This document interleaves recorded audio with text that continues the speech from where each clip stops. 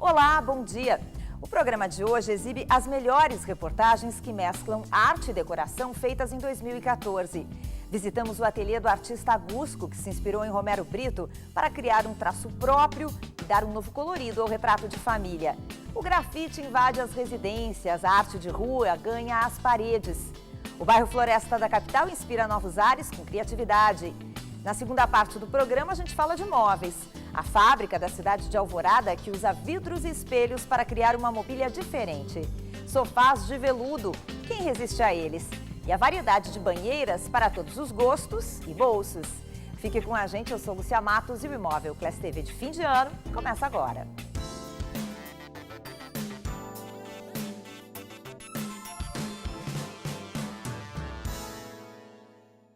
A nossa reportagem visitou o ateliê de um artista gaúcho que se inspira na pop art do brasileiro Romero Brito para fazer os seus próprios quadros. É Gustavo Correia, mais conhecido como Gusco.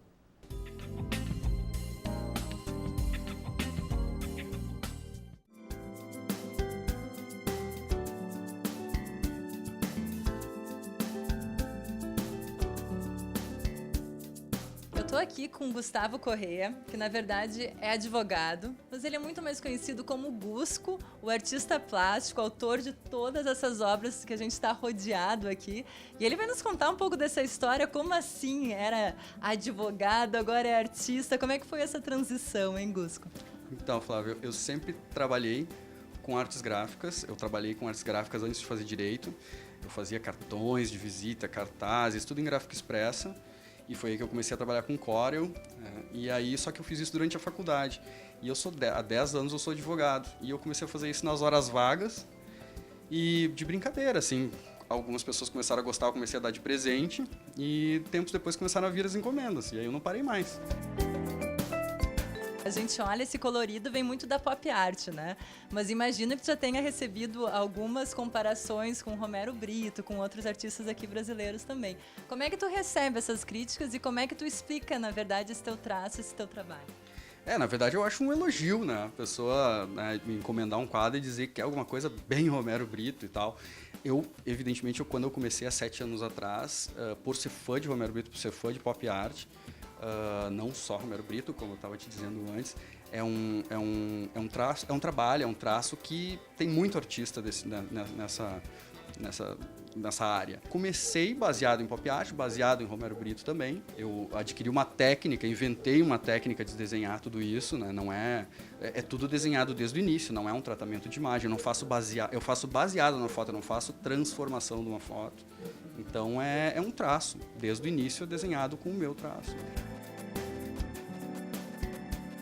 Tudo é feito por computação gráfica. Tudo é, como te falei antes, é tudo desde o primeiro traço, é tudo desenhado desde o primeiro traço.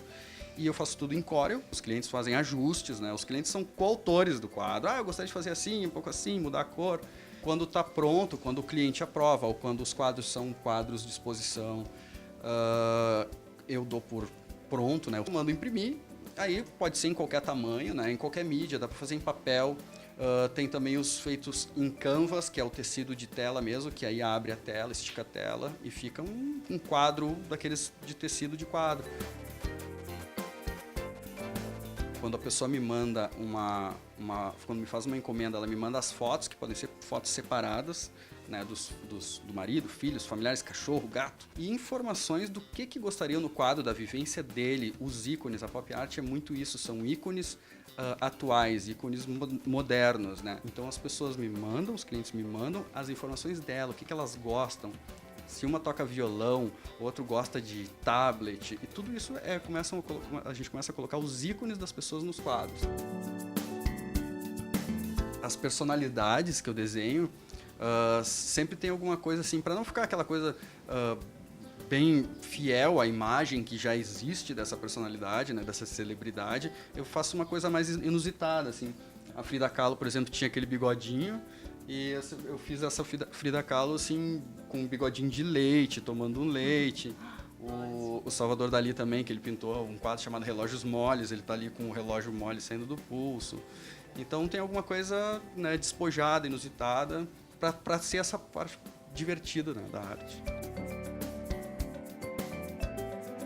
faço o quadro, quando eu acho que já está mais ou menos pronto, eu mando por e-mail para a pessoa já tem que legal, que bonito que ficou e tal. E quando a pessoa recebe o quadro, que eu entrego num canudo enrolado, a pessoa abre o quadro e já tem a segunda emoção, assim, que bonito que ficou. E depois quando emoldura e bota na parede, Terceira emoção. uma terceira emoção, fica bem, enche os olhos, assim.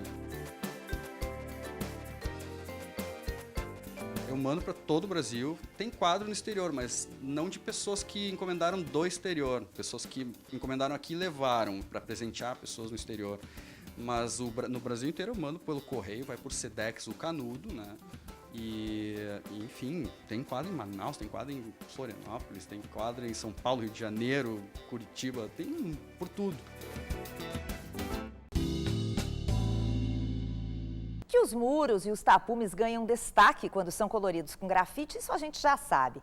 Acontece que essa arte de rua agora foi parar dentro de casa.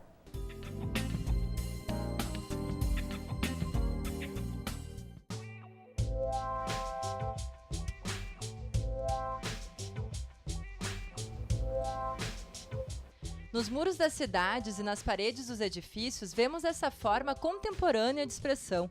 O grafite começou nos Estados Unidos como um movimento de contestação.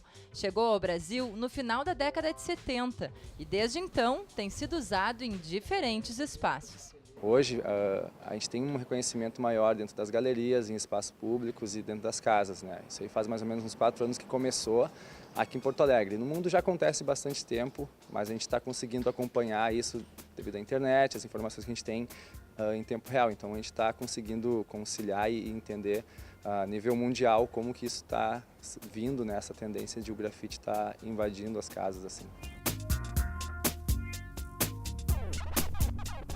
O grafite que nasceu nas ruas está dominando outros espaços.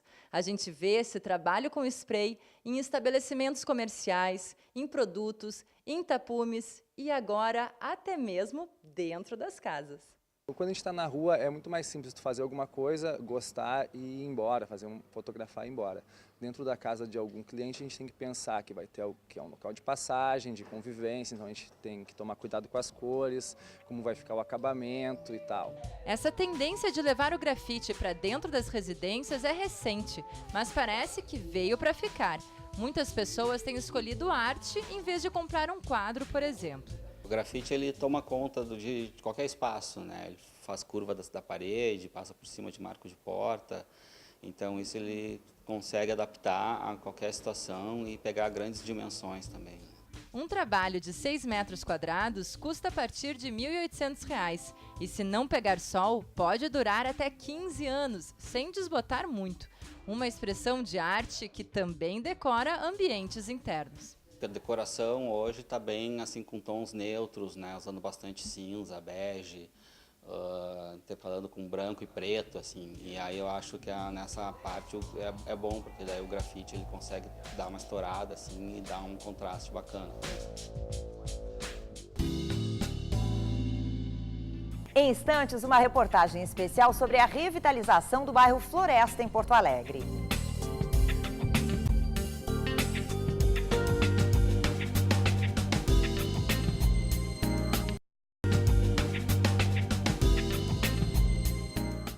A onda de revitalização chega ao bairro Floresta, na capital. Várias propostas dão uma nova cor à região, que já foi local de muitas fábricas. Entre elas, o complexo arquitetônico Vila Flores.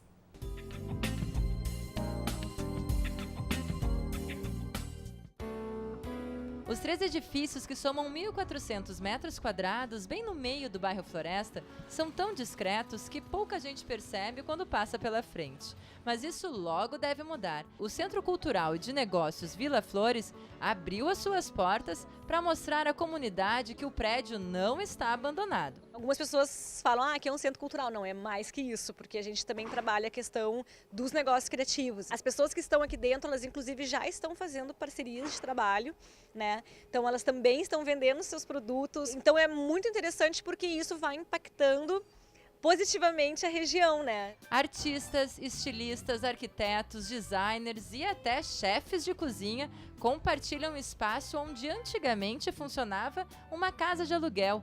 projetada pelo arquiteto José Lutzenberger em 1925. No total, 22 empreendedores ocupam o prédio, mas a demanda é muito maior. A demanda é incrível, a gente recebe mensagem praticamente todos os dias, ou as pessoas inclusive batem aqui e entram para perguntar se ainda tem espaço. No momento a gente não tem, infelizmente, esperamos ter em breve. A gente tem demanda e poderia ter muitos Vilas Flores, né? Não só aqui no bairro, a gente acredita que tinha que ter na cidade inteira, né? Além disso, Vila Flores vai ser um espaço com uma programação cultural intensa. E a partir de agora a gente começa a captação de recursos para a reforma, né? E então os prédios eles vão mudar bastante, porque um deles vai ser parcialmente residencial, né? E alguns espaços vão ser mais oficinas, salas de ensaio, salas de cursos. Então ele não vai continuar como ele está, então a gente tem que aproveitar ao máximo enquanto a gente tem essa estrutura super peculiar, porque depois ele vai estar todo arrumado, vai ter mais pessoas circulando aqui, porque metade do prédio aqui não está locado, mas um dia estará, então é mais gente circulando, outros tipos de projetos, e a ideia é que a gente consiga cada vez mais ter um mix, ter uma diversidade maior, né? Que não fique só na área da arte e da cultura, mas que tenha também a questão da tecnologia, por exemplo, né? Todo esse movimento faz parte de um projeto maior de revitalização do bairro Floresta. A ideia é transformar a região em um polo de cultura criativa. Atualmente, existem 67 estabelecimentos, numa área onde funciona o que foi denominado de Distrito Criativo. Por um lado, tem um aspecto econômico e social, ou seja, apoiar esse tipo de economia. Economia criativa, a economia do conhecimento e a economia da experiência. São formas novas de economia que vieram, de certa maneira, substituir a economia industrial que havia no passado aqui e que desapareceu. Por isso que o bairro teve uma certa decadência, porque a indústria foi embora. A gente quer trazer essa nova indústria, que é a indústria da criação, das ideias, da cultura, da gastronomia, das experiências, e dessa forma trazer vida de novo para esse bairro e transformar ele, que tem uma localização privilegiada, quer dizer, a gente está a poucas quadras do Moinhos, da Independência, muito próximo do centro. A gente quer transformar num lugar cheio de vida, de alegria, de cultura, de conhecimento, e ele tem tudo para ser isso.